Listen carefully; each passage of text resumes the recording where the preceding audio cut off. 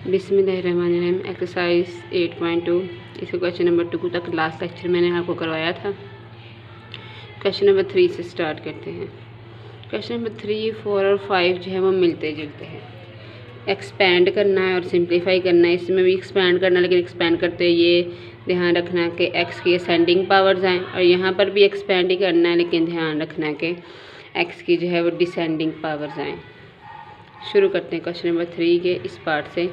ये क्वेश्चन जो आपके पास पेपर में भी आया हुआ है।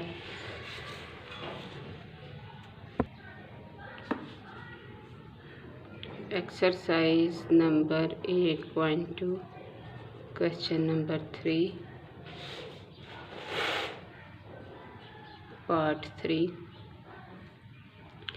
ये क्वेश्चन जो है पास पेपर्स में भी आया हुआ है।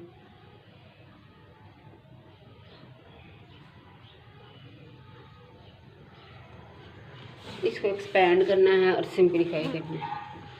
हम क्या करेंगे, हम बारी बारी इसमें से पहले ये लेंगे, एक्सपेंड करेंगे, फिर ये लेंगे, एक्सपेंड करेंगे, और इनके आंसर्स को माइनस कर देंगे। ये लेते हैं पहले, इसको एक्सपेंड करते हैं।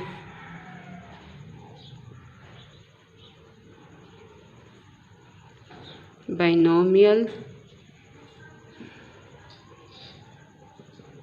थ्योरम की मदद से,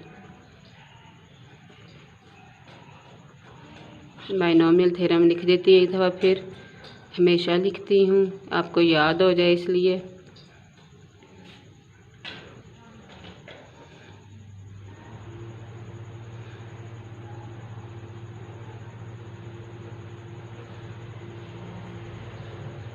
ए की पावर कम होती जाएगी, एक्स की पावर बढ़ती जाएगी।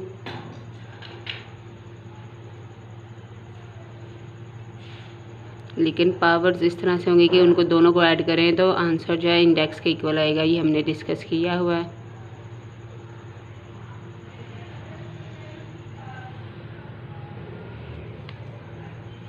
ए क्या है 2 और एक्स क्या है एटा, एन क्या है आपके पास 5। पुट कर दे। 2 + एटा की पावर 5 इज इक्वल टू 50। 2 की पावर 5, आयोटा की पावर 0, 5 1, 2 की पावर 5 - 1 और आयोटा की पावर 1, 5 2, 2 की पावर 5 - 2, आयोटा की पावर 2, 5 3, 2 की पावर 5 - 3, आयोटा की पावर 3, 5 4, 2 की पावर 5 - 4, आयोटा की पावर 4, प्लस 5 5, 2 की पावर 5 - 5, आयोटा की पावर 5। ठीक है जी।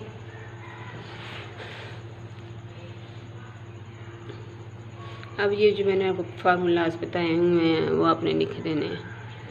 NC0 1, और आपके पास ये क्या होता है कि 1 क्रॉस 2 की पावर 5, आयोटा की पावर 0 1। अब N1 की वैल्यू क्या होती है N 5, 2 की पावर 4 क्रॉस आयोटा। अब 5 2 ये कैलकुलेट करना है आपने।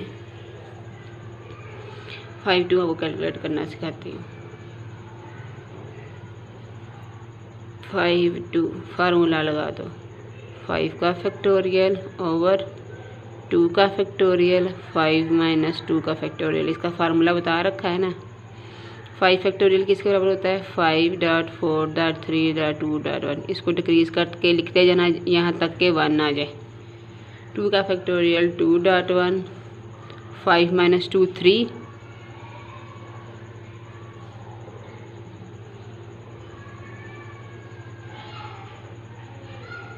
3 का फैक्टोरियल क्या 3 से शुरू करने और इसको डिक्रीज करते जाएं 1 तक ले जाएं। ये सारी प्रोडक्ट्स हैं।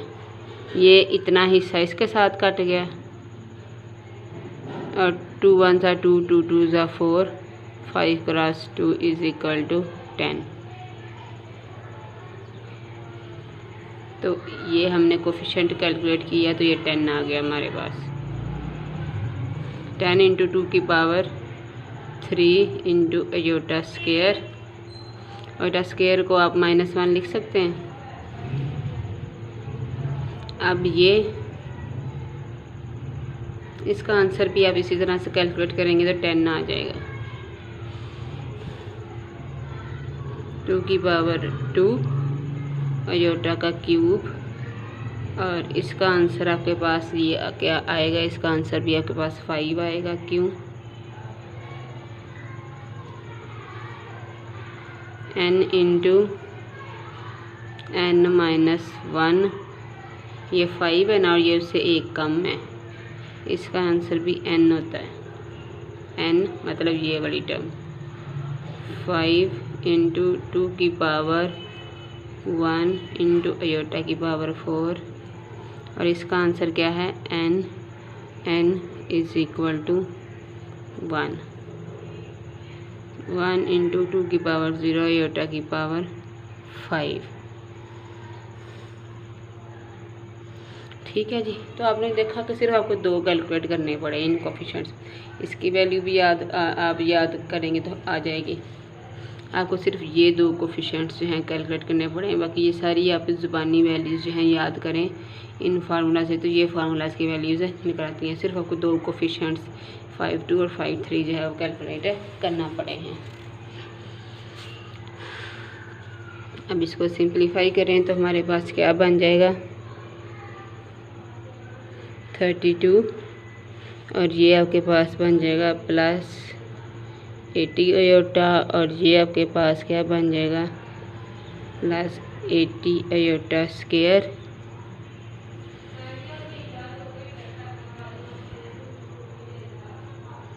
और ये 40 आयोटा क्यूब, और ये 10 आयोटा 4, और ये आयोटा 5। Call this number 1। तो हमने 2 प्लस आयोटा की पावर 5 को एक्सपेंड करके सिंप्लीफाई किया। इस तरह अब हम 2 माइनस आयोटा 5 लेंगे और इसको एक्सपेंड करेंगे। इसको भी एक्सपेंड इसी सारे तरीके से करना है। मैं सिर्फ यहाँ पे आंसर लिखूँगी क्योंकि मेथड सिर्फ आपके पास बिल्कुल यही है, सिर्फ माइनस का फ़र्क है। तो आपके पास आंसर आएगा 32 minus 80 iota plus 80 iota square minus 40 iota cube plus 10 iota 4 minus iota 5। इन दोनों को अब माइनस कर लें। 2 प्लस आयोटा की पावर 5 माइनस 2 माइनस आयोटा की पावर 5 माइनस कर लें। इसकी सारी टर्म्स माइनस इसकी सारी टर्म्स। ठीक है जी, लिखते हैं इसकी सारी terms. 32 plus 80 iota plus 80 iota square plus 40 iota cube plus 10 iota 4 plus iota 5। अब माइनस इसकी सारी टर्म्स। माइनस है तो आपके पास साइन चेंज भी हो जाएगा। माइनस 32 प्लस 80 आयोटा, ये मैं साइन साथ साथ चेंज करती जा रही हूँ क्योंकि माइनस इसकी terms. Minus 80 iota square plus 40 iota cube minus 10 iota 4 और प्लस आयोटा 5। 32 और 32 कट जाएगा। आपके पास ये दोनों प्लस के साथ ये नहीं कटेंगी, ये डिफरेंट साइन के साथ ये कट जाएंगे। ये भी एक जैसे साइन के साथ हैं, ये डिफरेंट साइन के साथ हैं, और ये भी एक जैसे साइन के साथ हैं। तो 80 और 80 160 आयोटा, और 40 और 40 80 आयोटा क्यूब और 2 आयोटा 5। अब आयोटा की वैल्यूज़ पुट करके आप इसको मज़ीद सिंप्लीफाई कर सकते हैं। आयोटा क्यूब किसके इक्वल होता है माइनस आयोटा, और आयोटा 5 किसके इक्वल होता है प्लस आयोटा के इक्वल होता है। पुट कर दें 160 आयोटा माइनस 80 आयोटा और प्लस 2 आयोटा। सिंप्लीफाई करेंगे तो आंसर आ जाएगा आपके पास 82 आयोटा। ये आंसर आ गया है इसको सिंप्लीफाई करने के बाद। ठीक है जी, तो ये हमने क्वेश्चन सॉल्व कर लिया है। Question number 4 part 1।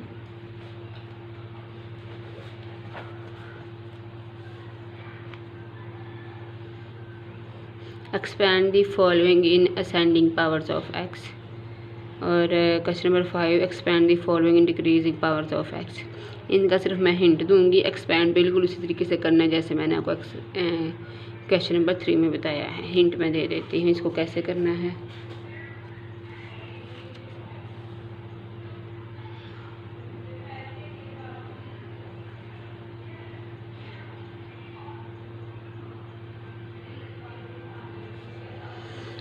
अब इसकी पेयरिंग करके हमने इसको a प्लस बी 2 टर्म्स में करना है, तभी हम बाइनोमियल थ्योरम अप्लाई कर सकते हैं। अब उन्होंने कि पावर्स बढ़ें जैसे जैसे मैं तो इन दोनों की पेयरिंग करके इसको एक टर्म बना लेंगे और इसको लेते लेंगे, तो ये सारा का सारा a और ये b बन जाएगा। ऐसे आपने पेयरिंग कर ली। इस पेयरिंग में a जो है वो 2 प्लस एक्स, b जो है माइनस एक्स का स्क्वायर और n जो है आपके पास 4 आ गया है। फार्मूला अप्लाई करते हैं 4 0 a की पावर 4 और माइनस एक्स का पावर 0, 4 1 2 प्लस एक्स की पावर 3 माइनस एक्स स्क्वायर की पावर 1, 4 2 2 प्लस एक्स की पावर 2 माइनस एक्स स्क्वायर की पावर 2 और 4 3 2 प्लस एक्स की पावर 1 माइनस एक्स स्क्वायर की पावर 3 प्लस 4 4 2 प्लस एक्स की पावर 0 माइनस एक्स स्क्वायर की पावर 4।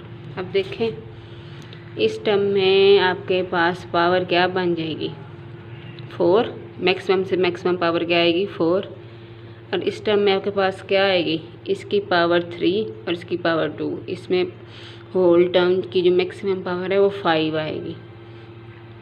इसमें पावर 2 मल्टीप्लाई होके पावर 4, 4 और 2 मल्टीप्लाई होकर कितने आ जाएंगे 6।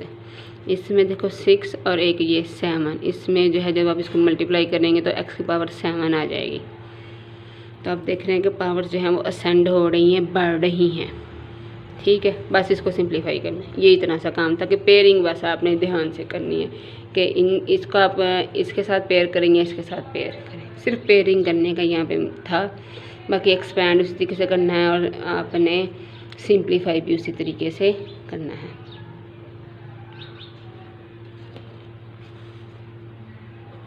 क्वेश्चन नंबर 5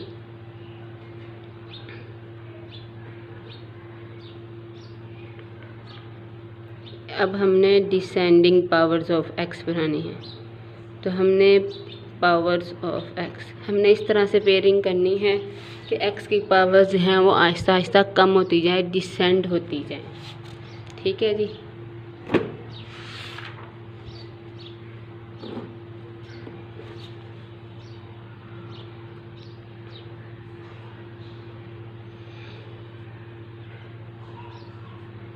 क्योंकि बाइनोमियल थ्योरम लगाने के लिए एक्सपेंशन के अंदर 2 टर्म्स होनी चाहिए। इन दोनों को इसलिए हम पेयर करके इसको एक टर्म के तौर पर कंसीडर करेंगे।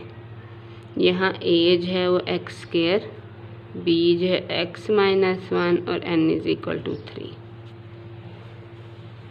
इन दोनों को हमने इसलिए पेयर नहीं किया क्योंकि हम फिर अगर इन दोनों को पेयर कर लेते ना तो x की पावर्स बढ़ती जानी थी और हमें डिसेंडिंग पावर्स ऑफ x नहीं मिलनी थी। उन्होंने कहा था कि इस तरीके से पेयरिंग्स करें कि आप जो है ना वो आस्ता आस्ता x की पावर्स कम होती जाएं।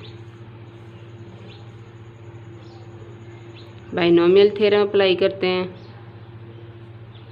3 0 x का स्क्वायर की पावर 3 x माइनस 1 की पावर 0 3 1 x स्क्वायर की पावर 2 x माइनस 1 की पावर 1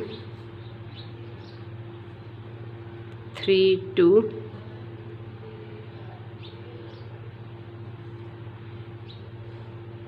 x स्क्वायर की पावर 1 x माइनस 1 का स्क्वायर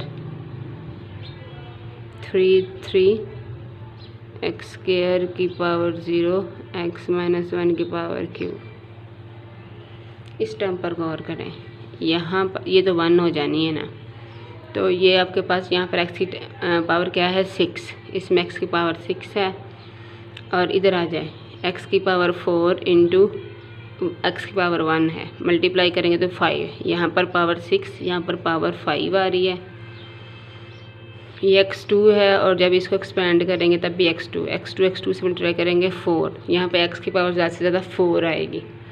ये तो 0 हो गया, यहाँ पे x की पावर क्यूब आएगी। तो अब देख रहे हैं कि x की पावर्स कम हो रही हैं। अब आगे सिंप्लीफाई आपने खुद करना है, यही हमने करना था बस। पेयरिंग इस तरीके से करनी है कि x की पावर्स जो है वो डिक्रीज़ हों, क्योंकि उनकी डिमांड है कि आप इस तरह से इसे एक्सपेंड करें कि x की पावर जो है वो डिक्रीज़ होती जाएँ। फाइंड दी टर्म इन्वॉल्विंग, हमने इस एक्सपेंशन के अंदर ऐसी टर्म फाइंड आउट करनी है जिसमें x की पावर 4 आए। नंबर 2, हमने इस एक्सपेंशन के अंदर वो टर्म कैलकुलेट करनी है जिसमें x की पावर ये आए। तो ये हमें मुख्तलिफ एक्सपेंशंस दी गई हैं और हमने उनकी जो है मतलूबा पावर वाली टर्म जो है वो कैलकुलेट करनी है। ठीक है, ये 6 7 और 8 ये तीनों सिमिलर हैं। ये मैं आपको करके दिखाती हूँ।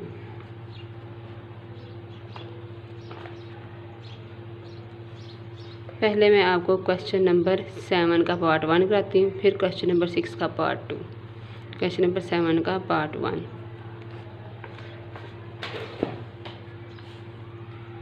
दोनों मिलते जुलते हैं, फिर भी मैं दोनों में से एक एक करवा देती हूँ।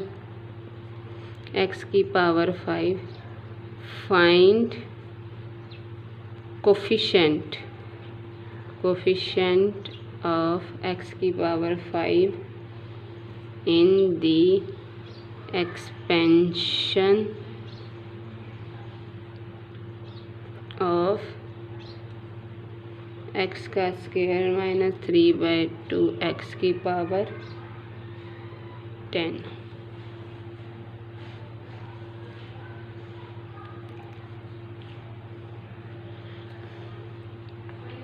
इस एक्सपेंशन के अंदर हमने ऐसी टर्म कैलकुलेट करनी है जिसमें x की पावर 5 आए और फिर उसका कोएफिशिएंट कैलकुलेट करना है। मैंने आपको पीछे एक फार्मूला लिखवाया, +1th term of this expansion. इस एक्सपेंशन का r+1th टर्म क्या है, n/r, a की power n minus r, b की पावर r। ये r+1th टर्म है। इसके अंदर हम अपनी वैल्यूज़ पुट करेंगे और अपना मतलूबा जो है वो आंसर निकाल लेंगे। अब यहाँ पे n क्या है 10, a क्या है आपके पास x², b क्या है -3/2x। पुट कर दें।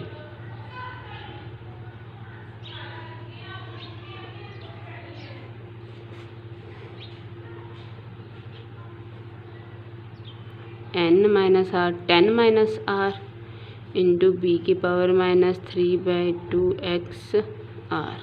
इसको सिंप्लीफाई करें, x की पावर 2 को मल्टीप्लाई करते हैं 20 माइनस 2r माइनस 3 की पावर r इंटू 2x की पावर माइनस r। 2x नीचे है ना, ये r पावर 3 के ऊपर भी आएगी, ये r पावर 2x के ऊपर भी आएगी, और जब 2x को हम ऊपर ले जाएंगे तो माइनस r बन जाएगा।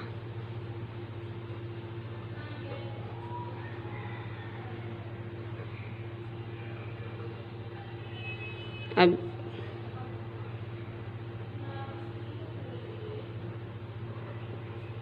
पावर अलग-अलग करते हैं, ठीक है जी। और x की पावर्स को ऐड कर लें,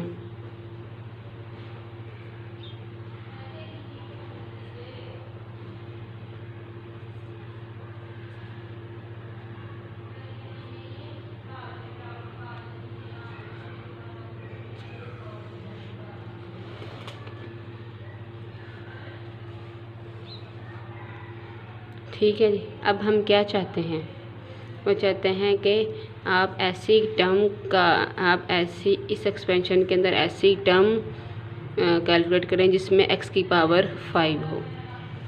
अब यहाँ पे x की पावर क्या है 20 माइनस 3r, तो हम चाहते क्या हैं,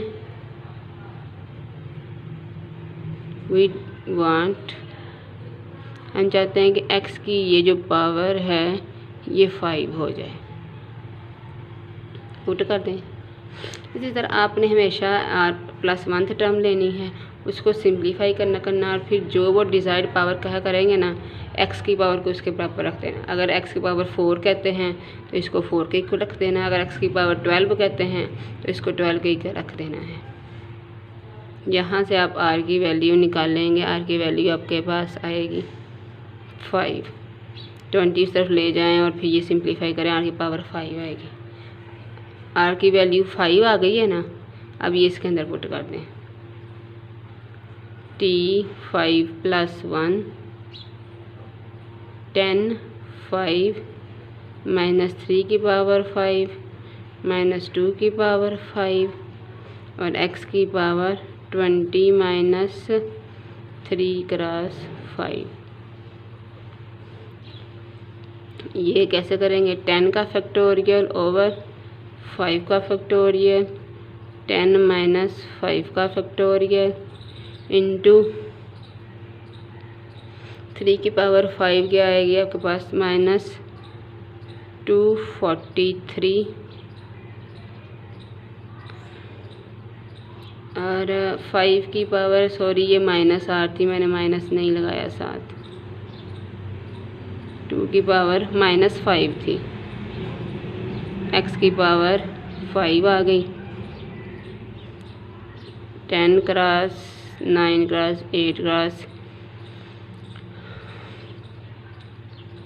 7 6 5 4 3 2 1 ओवर 5 का फैक्टोरियल 5 4 3 2 1, ये भी 5 का फैक्टोरियल बन जाएगा, 10 माइनस 5 5 का फैक्टोरियल,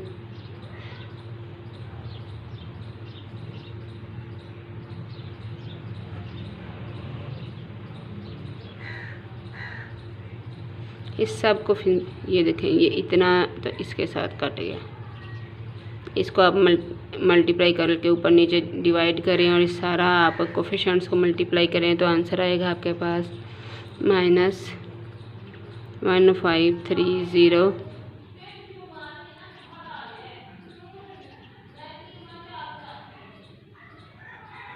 यहाँ मैंने एक और गलती की बेटा, ये ये 2 की पावर -8 थी ना, ये मैंने -2 लिख दिया, जो r के साथ लगाना था ना वो मैंने इधर लिख दिया, ये प्लस ही है,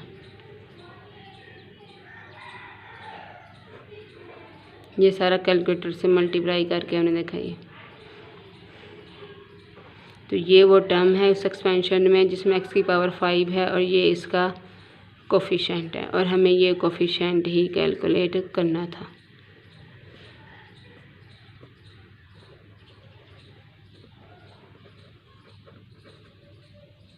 ये एक्स की पावर 5 का कोफिशिएंट हमने कैलकुलेट कर लिया और हमें कोफिशिएंट कैलकुलेट करने को ही कहा गया था। क्वेश्चन नंबर 6 पार्ट 2, एक्स की power -2 in the expansion of x -2 by x square की power 13। Find the term involving, वो कहते हैं कि ऐसी टर्म कैलकुलेट करें जिसमें x की पावर -2 आती हो, बिल्कुल क्वेश्चन नंबर 7 की तरह। r+1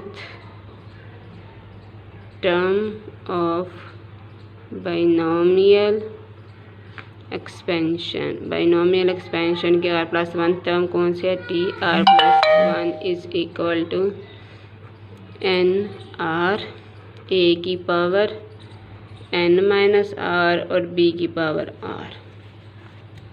यहाँ पर a आपके पास क्या है? x, b क्या है? -2 बाई एक्स स्क्वायर और n क्या है? 13। पुट कर दें values. t r+1 is equal to 13 r, a क्या है? x की पावर 13 -r और b क्या है? -2 बाई एक्स की पावर r। 13r x की पावर 13 -r -2 की पावर r और x की पावर, ये r इसके ऊपर भी आ जाएगा, इसके ऊपर भी आ जाएगा और x ये ऊपर जाकर -2r बन जाएगा। इन दोनों पावर्स को मल्टीप्लाई करेंगे 2r और ये जब आपके पास फ्रैक्शन से ऊपर जाएगी तो माइनस बन जाएगी।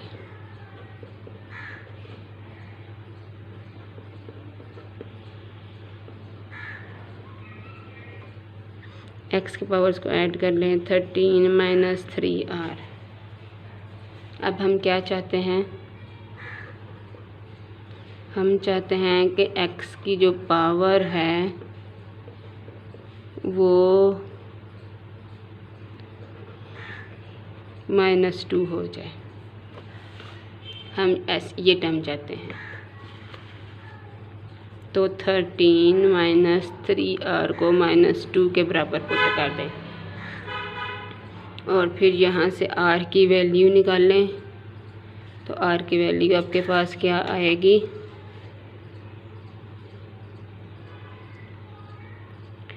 r की वैल्यू आपके पास 5 आएगी।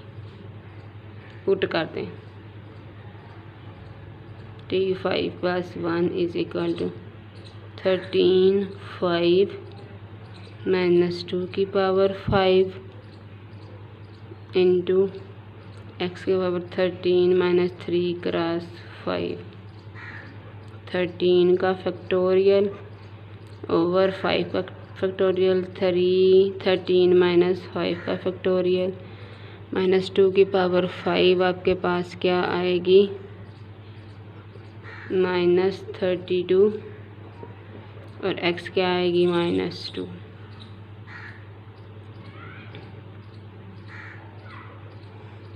इसको कैसे सॉल्व करेंगे? 13 क्रॉस 12, 11 क्रॉस 10, 9 8 7 6 5 4 3 2 1 ओवर 5 का फैक्टोरियल 5.4.3.2.1। 13 - 5 कितने होते हैं आपके पास? 8 का फैक्टोरियल 8.7.6.5.4.3.2.1 क्रॉस -32 क्रॉस x की पावर -2। ठीक है जी, ये इतना इसके साथ कट गया। बाकी आप कैलकुलेटर के साथ सिंप्लीफाई करेंगे तो t6 आ जाएगी -41184 x की पावर -2। तो हमने वो टर्म कैलकुलेट कर ली जिसमें इन्वॉल्व है x की पावर -2। क्वेश्चन नंबर 6, 7 और 8 ये सिमिलर हैं। ठीक है जी। नेक्स्ट हम करते हैं, ये भी वही है, find the term independent of x in the following expansion. इसमें ऐसी टर्म कैलकुलेट करनी है जो कि इंडिपेंडेंट ऑफ एक्स हो। इसका हिंट दे देती मैं आपको। Question number 9, find the term independent of x.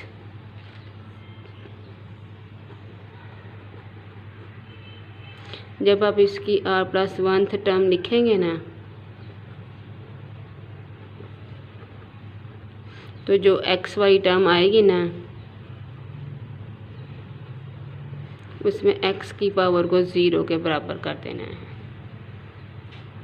Put power of x is equal to 0। जैसे मैंने अभी ये क्वेश्चन किया है, यहाँ पे x की पावर क्या आई थी, 13 - r आई थी। ये सिर्फ समझाने के लिए, लाइक x की पावर 13 - 3r ये आए, तो इसकी पावर को 0 कर देंगे। पावर को 0 करने का मतलब क्या है कि आपके पास ऐसी टर्म आ जाएगी जिसमें x की पावर 0 हो जाएगी, और वही आप r की वैल्यू निकाल लेंगे और पुट कर देंगे, तो आपके पास ऐसी टर्म आ जाएगी जिसके अंदर x इन्वॉल्व नहीं होगा। ठीक है जी।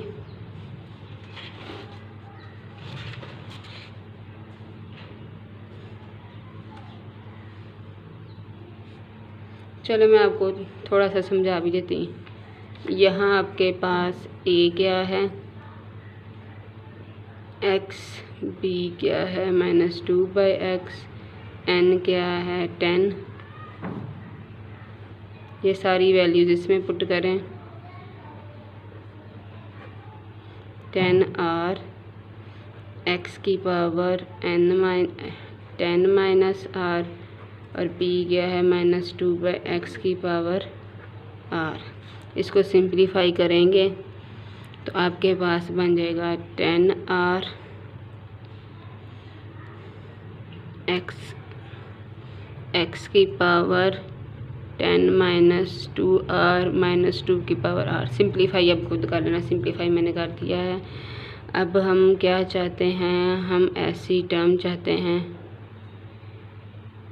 we want such a term in which x does not involve, जिसमें x इन्वॉल्व ना हो। मतलब x की जो पावर है वो 0 के, किसी की पावर 0 का मतलब क्या है, वो 1 वही हो ही ना। तो ये एक ऐसी टर्म होगी T6 10 5, x की पावर 10 - 2 × 5 -2 की पावर 5, 10 5 -2 की पावर 5, x की पावर 10 - 10। इसको सिंप्लीफाई करेंगे तो 8064 आएगा, x की पावर 0 विच इज़ 1 -8064। ये कैसी टर्म आ गई है जिसके अंदर x इन्वॉल्व नहीं है। बाकी पार्ट्स भी इस तरह से हैं।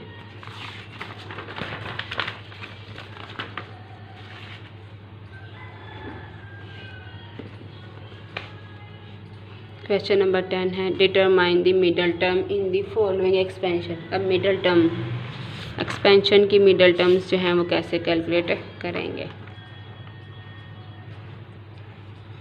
The middle term in the expansion of a + x की पावर n। इनका MCQs भी बन सकता है, ठीक है, इसलिए इनको याद रखना। एक तो क्वेश्चन भी सॉल्व करने के लिए इस्तेमाल होने हैं, दूसरा इनका MCQs भी बन सकता है। इन the expansion of a + x की power n the total number of terms is n+1। इसका भी बन सकता है कि इस एक्सपेंशन में कितनी टर्म्स है, n+1 है, n है, n+2 है, क्या है। ठीक है जी। In the expansion of a + x की पावर n, इसके अंदर नंबर ऑफ टर्म्स कितनी, n+1। तो मिडल टर्म, अगर तो n इवन है तो फिर मिडल टर्म कौन सी होगी, if n is even then n/2 + 1th term will be only one middle term in the expansion। n even होगा तो ये आपके पास मिडल टर्म होगी। केस 2, जब पावर ऑड हो। If n is odd then फिर आपके पास 2 मिडल टर्म्स आएंगी, n + 1/2। यहाँ n/2 है और फिर अलहदा 1 ऐड हो रहा है। यहाँ पे n प्लस, पहले n में 1 प्लस कर रहे हैं, फिर 2 से डिवाइड कर रहे हैं। n + 1/2 and n + 3/2 terms of the expansion will be 2 middle terms. ये 2 मिडल टर्म्स होंगी आपके पास। ठीक है जी। अब क्वेश्चन दिए गए हैं, इनमें इवन भी है पावर, इनमें ऑड पावर भी है। ठीक है जी। तो आपने इनकी मिडल टर्म कैलकुलेट करनी है।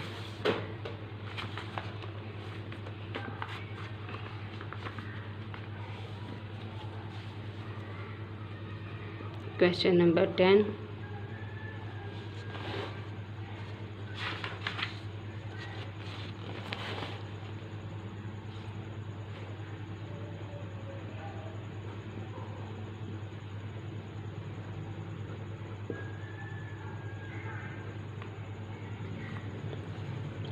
अब जो n है, n इज़ इवन है, इंडेक्स इवन है, तो मिडल टर्म क्या होगी?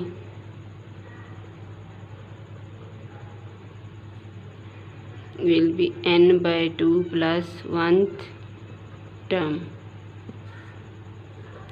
12/2 + 1th term is equal to 7th term. 7th term जो होगी इसके अंदर, इस एक्सपेंशन के अंदर जो 7th टर्म होगी वो आपके पास मिडल टर्म होगी। सो 7th term will be middle term in this expansion. ठीक है जी।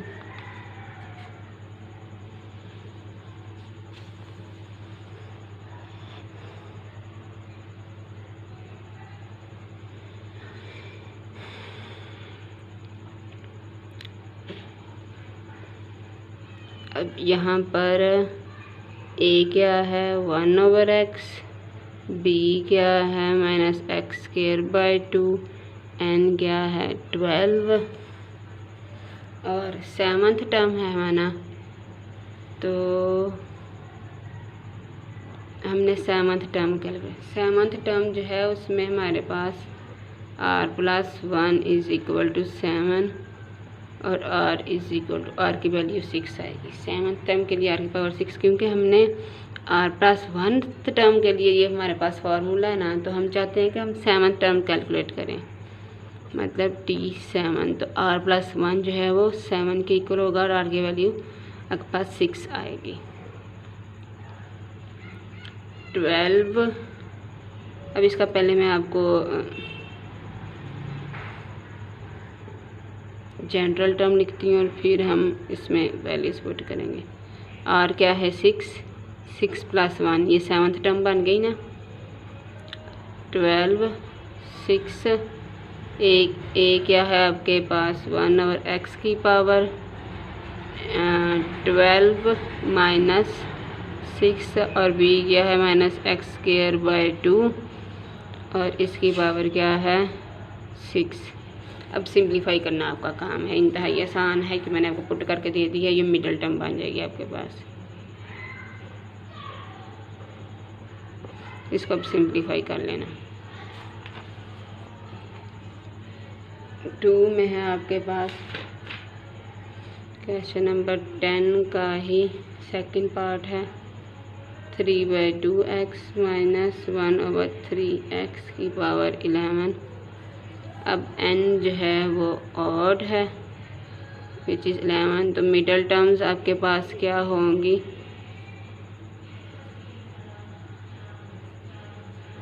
n + 1/, n + 3/2 टूथ टर्म, ये टर्म्स होंगी। विल बी 2 मिडल टर्म्स, ये 2 मिडल टर्म्स होंगी। 11 + 1 बाय टूथ एंड 11 + 3 बाय टूथ। 6th term and 7th term are middle terms। अब ये आपने खुद कैलकुलेट करनी है। ये आपके पास 8th टर्म के लिए फार्मूला मैंने आपको बता दी हैं। कैलकुलेट अब खुद आपने करनी है। हिंट देना था आपको, हिंट मैंने दे दिया है। 6th टर्म और ये 7th टर्म। 6th टर्म के लिए r+1 जो है वो 6 के इक्वल होगा। 7th टर्म के लिए r+1 जो है वो 7 का, यहाँ से r की वैल्यू 5 और यहाँ से r की वैल्यू 6 आ जाएगी और इसके अंदर पुट करें और दोनों मिडल टर्म्स जो हैं वो कैलकुलेट करने।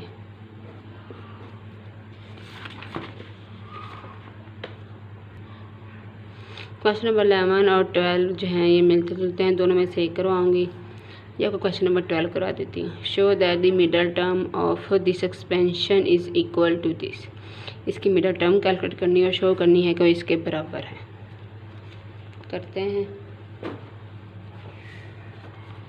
क्वेश्चन नंबर 12, मिडल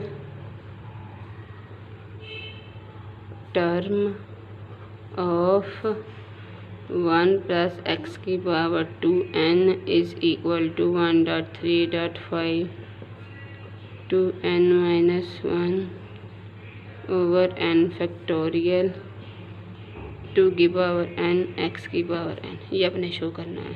करते हैं। 1 + x की पावर 2n लें। यहाँ पर जो इंडेक्स है वो 2n के बराबर है और 2n इवन होता है। 2 के जो मल्टीपल्स होते हैं ना वो इवन होते हैं, जैसे 2 × 3 6, 2 × 4 8, 2 × 5 10। तो जो 2 के मल्टीपल्स होते हैं वो इवन। अब इंडेक्स है इवन, तो इवन अगर इंडेक्स हो तो उस केस में मिडल टर्म क्या होती है? So middle term of 1 + x की power 2n is equal to n/2 + 1th term. अब यहाँ पर n जो है 2n है तो इधर भी हम 2n पुट करेंगे। सो मिडल टर्म ऑफ 1 + x की पावर 2n जो है वो 2n, ये जो इंडेक्स होता है उसको डिवाइड करना 2 से +1। ठीक है जी। अब देखो इसकी मिडल टर्म क्या है? जब इसका इंडेक्स n है तो इसकी मिडल टर्म है जब n इवन हो तो n/2 इंडेक्स डिवाइडेड बाय 2 + 1। ठीक है जी। अब यहाँ पे इंडेक्स क्या है? 2n, तो 2n divided by 2 + 1th term. तो ये क्या बन जाएगी? 2 2 से हट गया n + 1th टर्म। तो इस एक्सपेंशन में n + 1th टर्म जो है वो आपके पास मिडल टर्म होगी। सो n + 1th term of this expansion will be middle term, वो मिडल टर्म होगी। तो हमारे पास 8th टर्म क्या है? n r a की पावर n - r b की पावर r। अब हमारे पास n + 1th टर्म के लिए r की वैल्यू क्या होगी?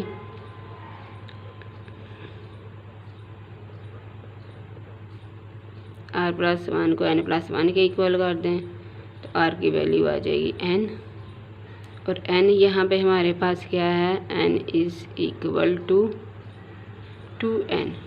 इंडेक्स हमारे पास 2n है और a क्या है हमारे पास? 1 + x की power 2n।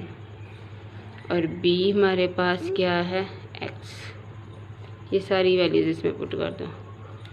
r+1 is equal to, ये n+1 टर्म, इंडेक्स क्या है हमारे पास 2n, r क्या है हमारे पास n, a क्या है 1, n क्या है 2n, r क्या है n, b क्या है x,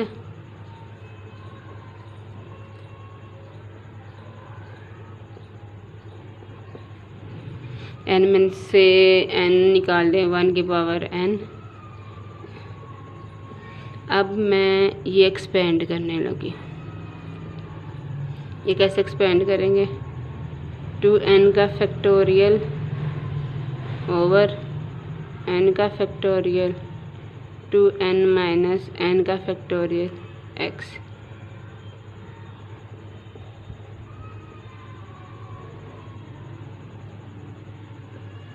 two n minus n, n का फैक्टोरियल एक्स। अब इसको मज़ीद सिंप्लीफाई करना है हमने।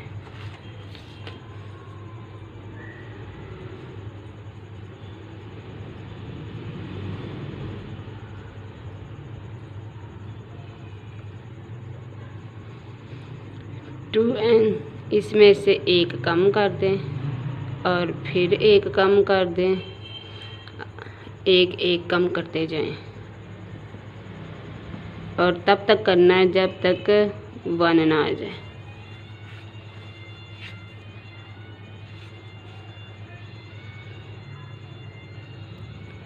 फाइव और 4 वाली टर्म भी लिख लें। n का फैक्टोरियल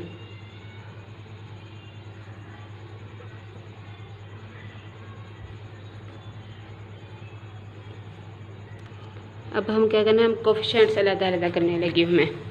जो इवन कोफिशिएंट्स हैं ना वो अलग और ऑड वाले अलग। ये 2n इवन है, ये ऑड है, ये इवन,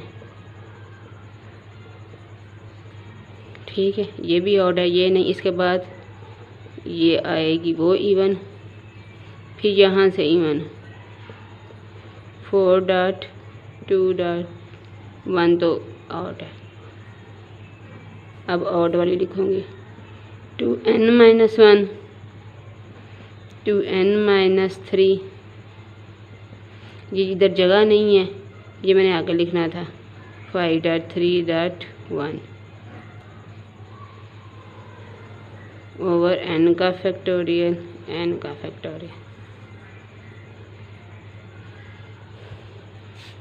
अब ये जो इवन वाले हैं इनमें से 2, देखिए यहाँ से भी 2 कॉमन ले सकते हैं, यहाँ से भी, यहाँ से भी, यहाँ से भी, यहाँ से भी 2 कॉमन ले लें। अब कितनी दफ़ा ये 2 कॉमन होगा? इसमें से भी 2, इसमें से भी 2, इसमें से भी 2, इसमें, ये n टर्म्स हैं। तो n टर्म्स में से 2 कॉमन लेंगे तो वो n दफ़ा आएगा। देखें, इसमें से एक 2 यहाँ से, एक 2 यहाँ से, 2 2 हो गए, एक 2 यहाँ से 3 2, अब 2 से एक 2 यहाँ से भी, और सब उनको मल्टीप्लाई करेंगे तो उसकी पावर क्या बन जाएगी? n बन जाएगी। ठीक है जी, समझ आई कोई बात की? जैसे एक 2 ये है, एक 2 ये है, कॉमन लेके उनको मल्टीप्लाई करके एक जगह पे लिखेंगे। एक 2 ये, एक 2 ये, एक यू, उनकी 3 तो यहीं से बन गए, 4 5 5 3 से बन गई। ये n टर्म्स हैं तो इनमें से n, बाकी यहाँ पे कह रहा है कि n माइनस 1, n माइनस 2, यहाँ कह रहा है कि 2 और यहाँ पे 1।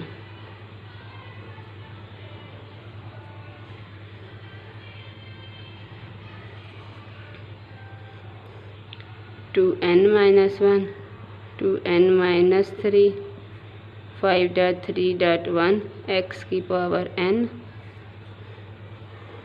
ओवर n का फैक्टोरियल, n का फैक्टोरियल। ये अगर आप गौर करेंगे n का फैक्टोरियल बन गया, n into n minus 1, n minus 2, ये n का फैक्टोरियल बन गया। 2n minus 1, 2n minus 3, 5.3.2.1 x की पावर n ओवर n का फैक्टोरियल इंटू n का फैक्टोरियल। ये कट गया। इसको इस टर्म को मैं उल्टा लिखने लगी।